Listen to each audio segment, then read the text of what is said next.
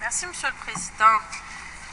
Monsieur le Président, le Premier ministre du Canada est allé en Chine en 2009 en disant qu'il allait donner des leçons des droits de la personne au gouvernement chinois. Il a dit, et je cite, « Dans les relations entre la Chine et le Canada, nous continuerons à soulever les questions de liberté et de droits de l'homme. Nous serons d'ardents défenseurs et un partenaire efficace pour la réforme des droits de l'homme.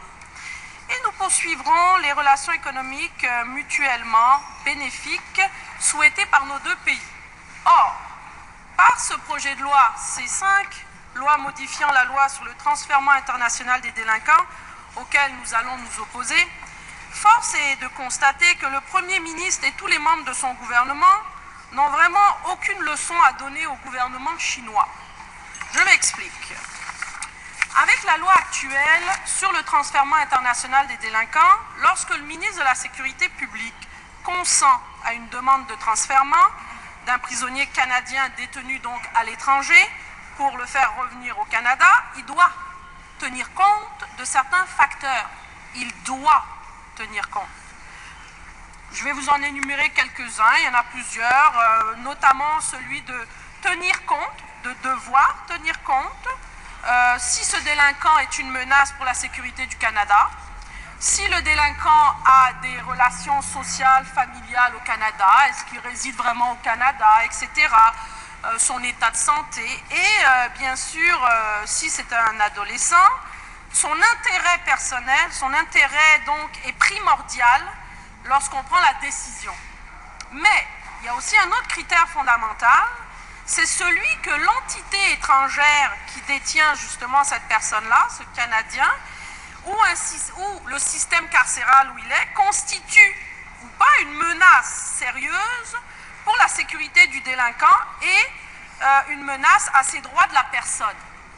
Ça, c'est l'article 10, paragraphe 1D. Donc ça, c'est la loi actuelle.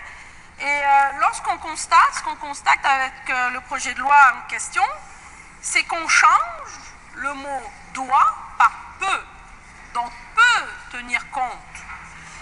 Alors là, face même, Monsieur le Président, le ministre pourra, à sa guise, tenir ou pas compte des menaces aux droits humains et à la sécurité de ce Canadien, de cette Canadienne détenue à l'étranger. Il n'aura plus l'obligation de tenir compte des droits de la personne. Il pourra, si ça le tente.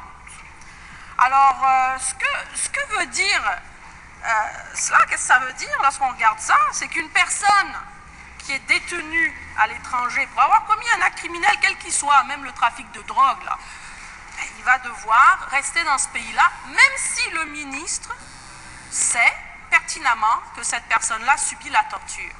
Donc, si ce pays pratique la torture, le ministre pourrait arbitrairement décider de ne pas tenir compte de ce critère. Pourquoi? Toutes sortes de raisons. Là, quand on est dans l'arbitraire, les raisons peuvent être variées. Peut-être parce que c'est un homosexuel, peut-être parce qu'il n'appartient pas à l'église du ministre en question, peut-être qu'il va le libérer, qu'il va permettre son transfèrement, peut-être, mais parce que, qui sait, son père participe et contribue fortement à la caisse du parti. Hein? C'est ça, Monsieur le Président, le pouvoir, le peut, et non pas le doit.